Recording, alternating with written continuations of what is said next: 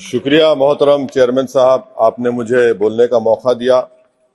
میں Jammu Kashmir reservation amendment بل اور جموں کشمیر ری organization amendment بل کی مخالفت میں کھڑا ہوں سر۔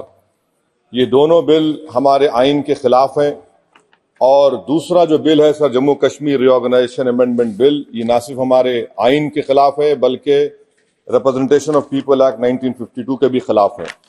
سر یہاں پر کیونکہ وقت بہت کم ہے، میں اس کم وقت میں اس ایوان کے سامنے اس بات کو رکھنا ضروری سمجھتا ہوں کہ جس میں کہا گیا کہ ڈسپلیس پرسن کا جو ڈیفینیشن دیا گیا ہے، اس میں حکومت سے جاننا چاہتا ہوں کہ کیا یہ بات سچ نہیں ہے کہ 1989 میں کارن میں، کرنا میں، پونچھ میں، رجوری میں جب فوج ہماری وہاں پر گئی تھی تو 28 گاؤں کے لوگ ہماری وطن عزیز کی سرزمین چھوڑ کر پڑوسی ملک میں چلے گئے، اور آج تک 2001 کا سینسس، 2011 کا سینسس یہ کہتا ہے کہ ان انہیبیٹیڈ گاؤں ہیں۔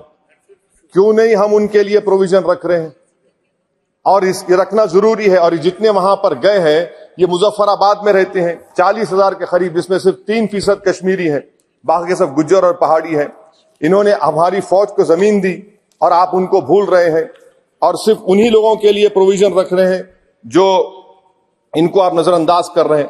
دوسری بات یہ ہے سر کہ آپ نامینیشن کریں گے، نامزد کریں گے، کون نامزد کرے گا؟ ایک عوام کی منتخب شدہ حکومت کی سفارش پر ایل جی نامینیٹ کرے گا، نامزد کرے گا، یا پھر دلی سے نامزد کریں گے؟ تو آپ یہاں سے کنٹرول کر رہے ہیں، یہ تو آئین کے خلاف ہے۔ آپ تو جمہوریت کو سبورٹ کر رہے ہیں، عوام کا جو مینڈیٹ ہے، فیصلہ سبورٹ کرنے کی کوشش کر رہے ہیں۔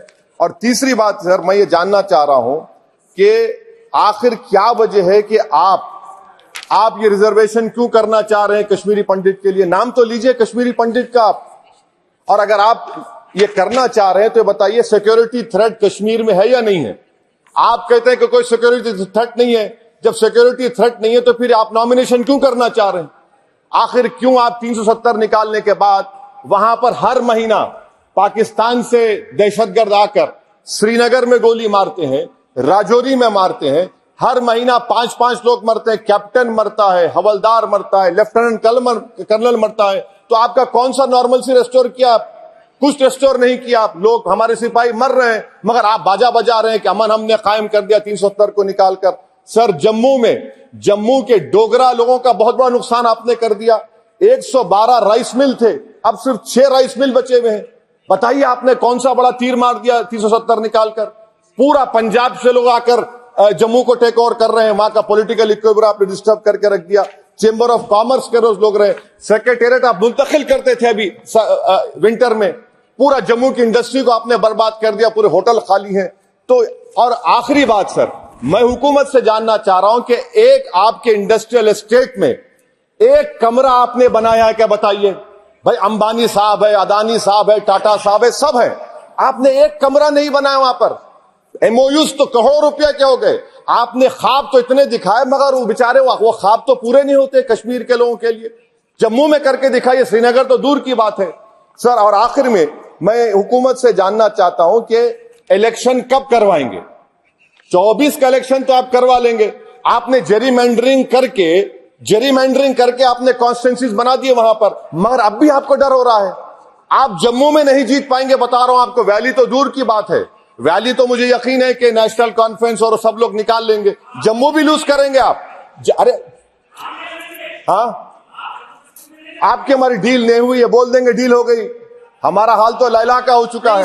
ہم نہیں گئے سر، ہم نہیں گئے بھی تو آپ لوگ مدھیہ پردیش جیت گئے، کیسا جیتے میرے بغیر آپ مدھیہ پردیش؟ سر میں کنکلوڈ کر رہا ہوں، میں کنکلوڈ کر رہا ہوں سر، میں کنکلوڈ کر رہا سر۔ یہ خامخواہ نشیکانت کو عادت ہے چھیڑخانی کرنے کی، اب جواب مل گیا ان کو۔ تو سر میں حکومت سے جاننا چاہ رہا ہوں کہ آپ اسمبلی کے انتخابات کب کروائیں گے، اور آپ کیوں لداخ میں ان کو سیفٹی دے رہے ہیں؟ آپ نے 370 نکالا کیوں؟ لداخ کا الیکشن تو آپ ہار چکے ہیں وہاں پر لوکل باڈی کا، تو فوراً آپ انتخابات کروائیے تاکہ وہاں پر جمہوریت بحال ہو سکے۔ کب تک دلی سے حکومت کریں گے؟ اسی لیے میں دونوں بل کی مخالفت کرتا ہوں۔ شکریہ سر۔